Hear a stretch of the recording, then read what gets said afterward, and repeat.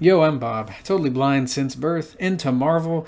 Gonna be talking about X-Men, the animated series. I've been waiting to do this series of episode reviews for quite some time. I think I'm gonna try and tackle possibly 2 episodes per review, we'll see.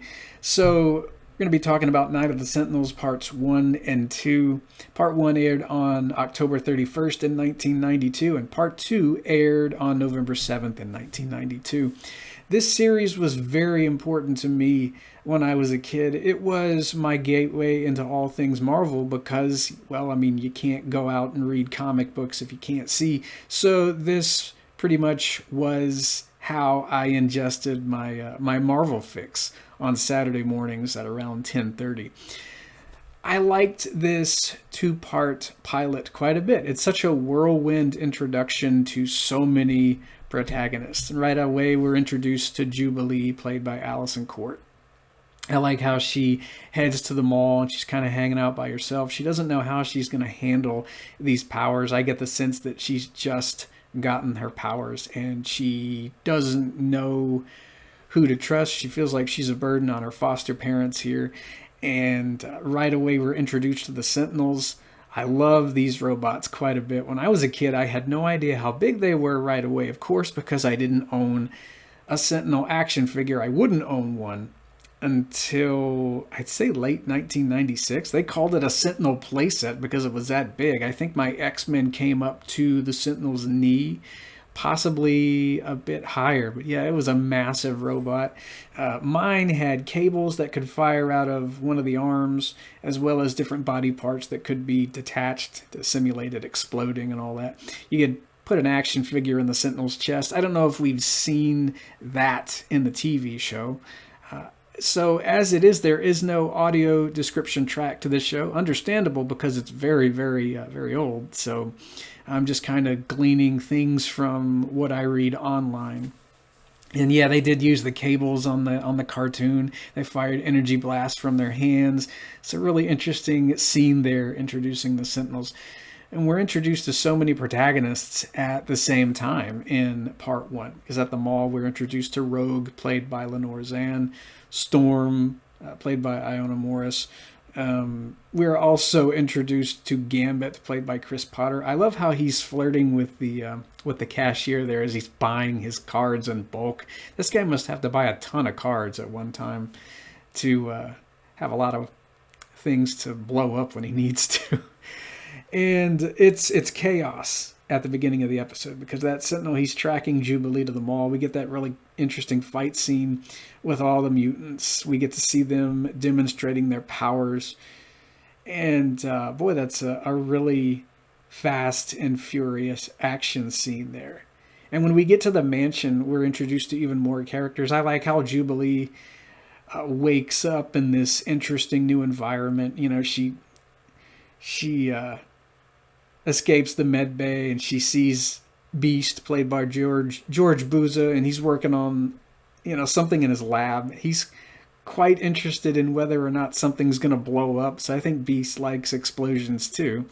She's introduced to Morph, played by Rubin, and this guy's having a lot of fun watching evening TV, and I like how he's kind of riffing what he sees and he's shape-shifting into the different folks on TV. He'd be fun to watch movies with. He reminds me of Servo and Crow from Mystery Science Theater as he's just sitting there riffing on whatever he's watching and he's laughing and carrying on, and Jubilee is of course freaked out, and then she goes to the danger room.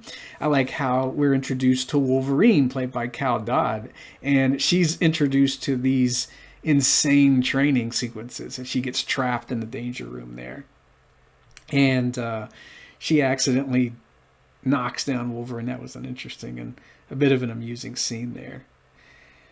We're introduced to Charles Xavier, played by Cedric Smith, and Jean Grey, played by Catherine Disher, and just how dangerous the Mutant Control Agency is. And they're gathering information on mutants. These mutants are unwilling participants, of course. They're gathering names. They're making files on them. They're sending sentinels to capture them. And it's a pretty spooky plot here for the pilot. And so the X-Men, they've got to go and investigate things. They've got to find the the headquarters so they can shred the files.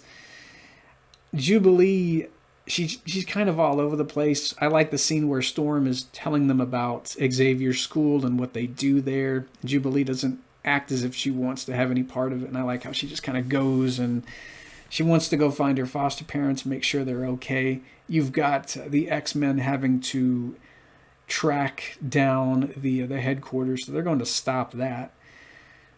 Jubilee is captured by a Sentinel toward the end of part 1, and things just aren't going so well for the X-Men as the first part ends. I like how they do make it into the headquarters, but there are guards with lasers waiting on them. There's a really interesting scene where we get to hear about how Rogue first acquired her powers, but we actually get to see it by the time we watch The Cure.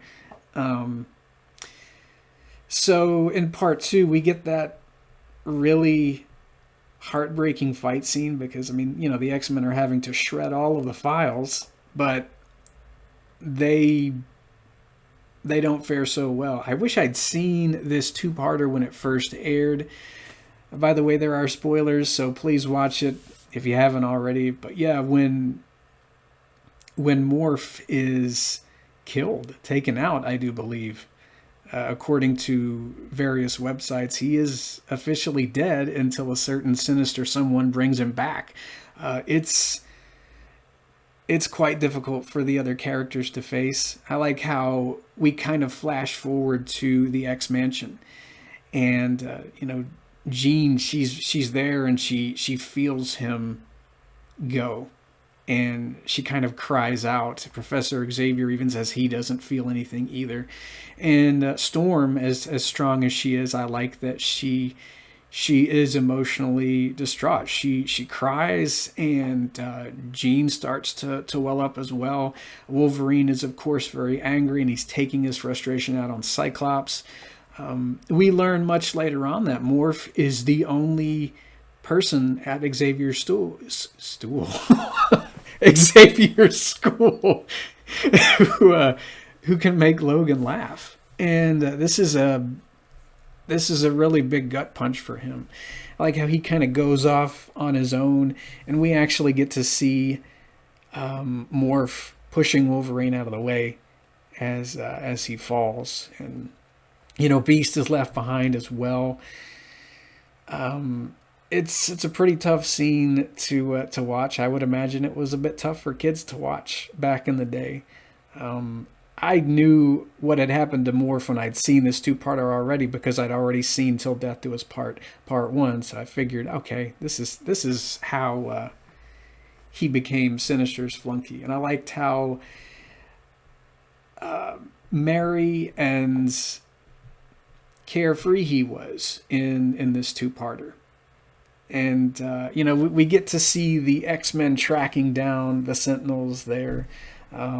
We get to see that interesting battle there at the headquarters. And I like how the president is a lady in this 2-parter, and she doesn't really care too much for Gyrix and Trask's program either. And so she's like, yeah, you guys are going to have to shut it down. I don't really agree with what you're doing here. And so these two nut bars are having to move overseas. We're going to be introduced to what they're going for in the Cold Vengeance and Slave Island 2-parter later on. I like the last fight because they are really dishing it out on the Sentinels. Since they're robots, the writers can get away with all kinds of stuff. I think Rogue punches someone's head off. You got Wolverine climbing up a Sentinel's back and just digging his claws into the thing's head. Jubilee's freed, of course.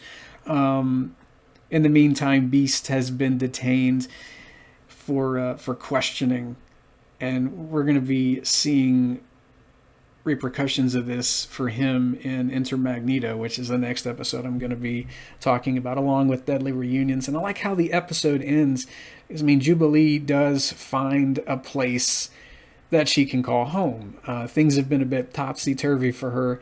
I like how she still loves her foster parents. She promises that she's going to be visiting them. And the episode ends, I think, quite beautifully with Jubilee ringing the doorbell of the X-Mansion and walking in. So she's kind of walking into her new life. She's beginning a new chapter, and we're kind of doing that with her as the pilot ends. We're also introduced to Robert Kelly here, and I like how his character goes through such a turnaround as season 1 progresses. We don't see very much of him, but he is certainly against mutants as the season begins. And he's talking about how the events at the mall were shocking, and this and that and that and this. It's kind of be interesting to follow him throughout season 1.